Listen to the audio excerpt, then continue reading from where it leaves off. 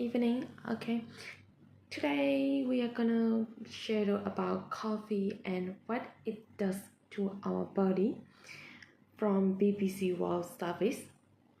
Okay, let's start it.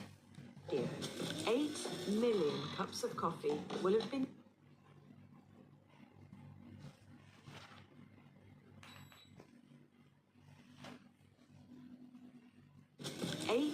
8 million cups of coffee will have been drunk all over the world.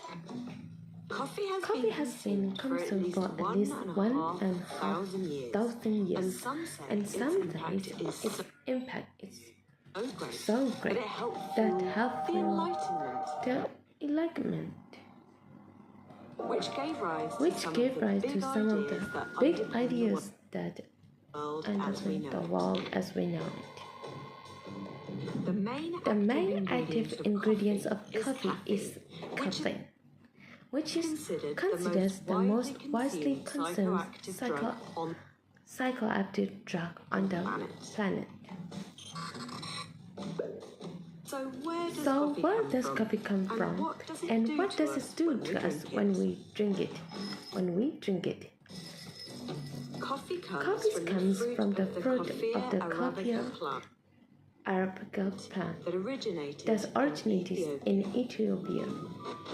One story claims a 9th century goat herder called Kaldi saw his goat were more full of energy after eating coffee berries, so he had a bite too. Historic records suggest that Sufis of Yemen roasted the seeds of the coffee berry to create the beverage we recognize today.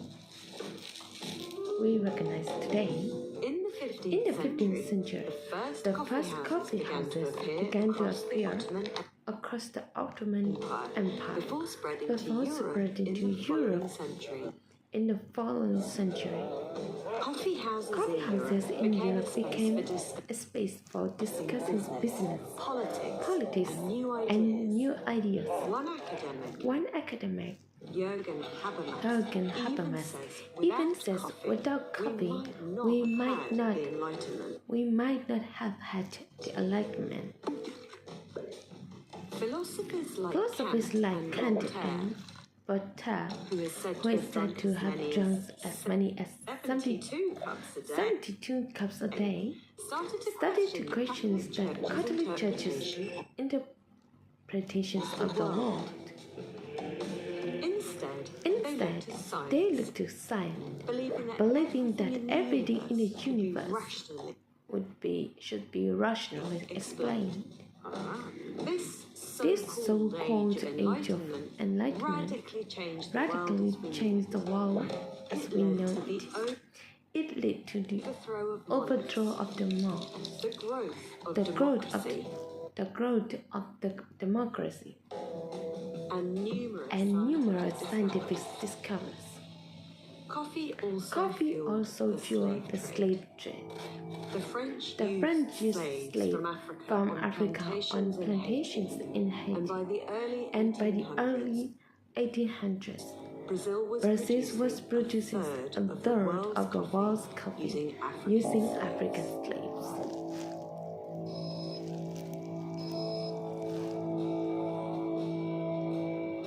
Did coffee give rise to capitalism too? Companies started giving away coffee to their workers and eventually let them have coffee breaks.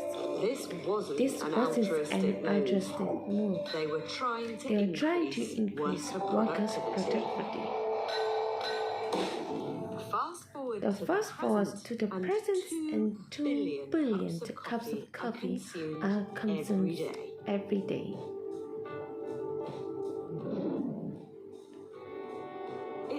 It's a $90 billion a year industry, and more than that, it's a fundamental social part of everyday life for billions of people.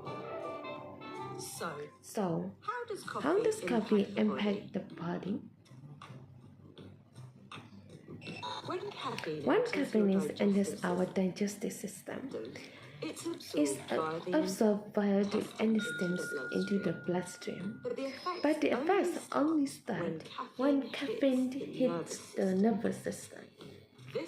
This happens because caffeine has chemical structures very similar to that of a substance produced by our own body, adenosines. Caffeine binds to the body's adenosine receptors, which can be found on the surface of nerve cells. It's like a key opening a lock. Adenosine is known to slow down the sympathetic nervous system. It reduces our heart rate and generates a state of drowsiness and relaxation. By blocking these receptors, caffeine generates the opposite effect. Your blood pressure, for example, may increase slightly, especially when you're not used to drinking coffee often. The same goes for the brain activity. Caffeine stimulates, suppresses the hunger, and helps you stay in a state of alertness so you can concentrate for longer. Caffeine can have a positive impact on your mood, inhibits feelings of fatigue, and can improve physical performance. So many athletes use it as a supplement. These effects can last between 15 minutes and 2 hours. The body removes the caffeine 5 to 10 hours after consuming it. But caffeine's residual effects can last even longer.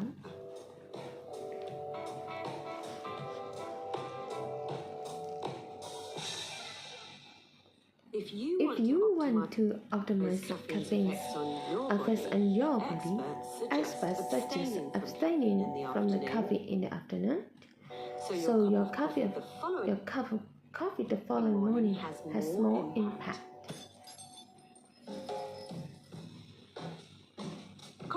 Coffee also requires cold when it dries.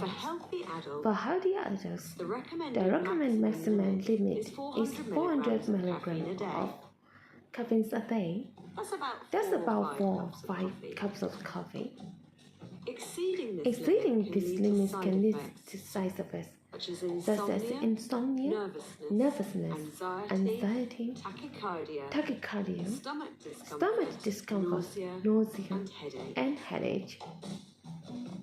Toxic effects like seizures can be seen after the rapid consumption of around 1,200 milligrams of caffeine. That's the equivalent of around 12 cups of coffee. Of course, these limits vary from persons. Some people are genetically more sensitive to caffeine. But when drunk in moderation, coffee can be good for your health. For instance, it's associated with a reduced risk for type 2 diabetes, cardiovascular disease, some cancers, and Parkinson's.